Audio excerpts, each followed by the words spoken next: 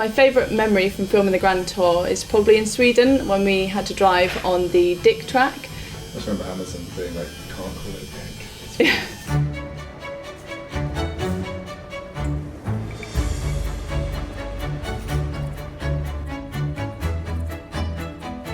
So for me, the best driver out of the three boys is got to be Clarkson. He is quite decisive on track, he's not scared of going sideways, and yeah, he just attacks. So yeah, Clarkson for me. So the most fun car I've ever driven on the Grand Tour has got to be the Lamborghini Huracan Performante.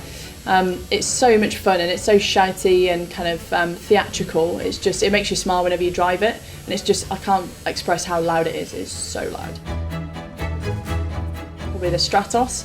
I think Clarkson described it as a psychopath, and it 100% is a psychopath. You know, whatever you do, each corner, it does something different, and it tries to fire you off here, it'll understeer there. So you've got to keep your wits about you when you drive that thing. I mean, all cars are pretty cool, but the little VW Up was in the wet, and it was very slow, and it was just full power everywhere, and yeah, that's got to be the worst one. Best driving song of all time for me is anything to do with Queen. If I'm going on a long journey anywhere, it's Queen on all the time. That's a tough question. Racing driver idols. Well, I've got to tick the box and say that my dad is obviously one of my idols. He's raced all his life and he's the one that got me into racing. But I grew up watching Michael Schumacher in F1. So for me, Michael Schumacher has got to be #1 driver. My favourite memory from filming the Grand Tour is probably in Sweden when we had to drive on the Dick track. The boys kept it a secret until I actually got there to see what I was driving around, and yeah, you can't call that a day at work. I just remember Amazon being like, you can't call it a dick. So the dream championship that I've always wanted to racing ever since I was little is the Australian V8 supercars, and I actually got to drive one earlier this year, and yeah, it didn't disappoint. It's just such a weapon, and it's almost like a big grown-up go-kart with a ton load more power. So yeah, hopefully I'll be able to drive one of them again later this year. So my daily driver is a BMW 1 Series diesel. It's diesel, so it doesn't cost me any money when I'm doing all my miles up and down the motorway. It's got heated seats, which is super important, and yeah, anything to save me money is a big tick for me.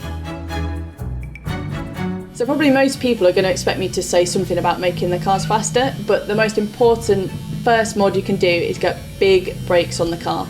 The brakes are going to be the first thing to go. You know, the car can be quick, but if you can't get it stopped at the other end, then it's pointless and your day's over very quickly.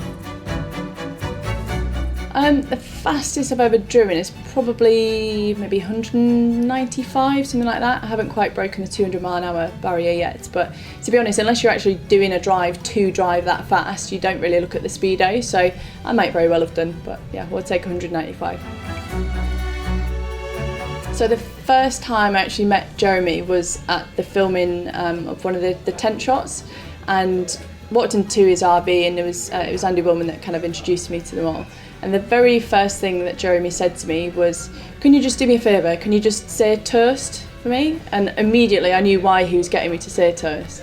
So obviously I'm from Hull, I'm Yorkshire, and when I say toast, it doesn't sound like toast, like you Southerners would call it. So that was my first introduction to Jeremy Clarkson. Obviously someone brunette. It's got to be someone attractive, because obviously it's a movie, you need to have some fit actress play you. Let's go Angelina Jolie, because she's quite feisty as well, so I'll take her. And she's got tattoos. Absolutely, I'm faster than a Sig. The end. Dot.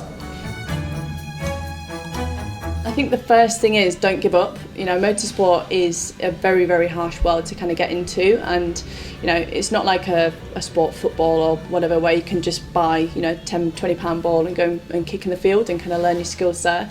You know, you've got to take a lot of money invested into it and so on. So, you know, you can get setbacks, you can get knocked back all the time, but ultimately if it's your passion, you've just got to keep at it and keep chipping away.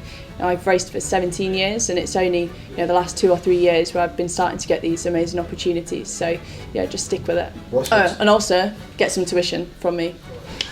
That'll help.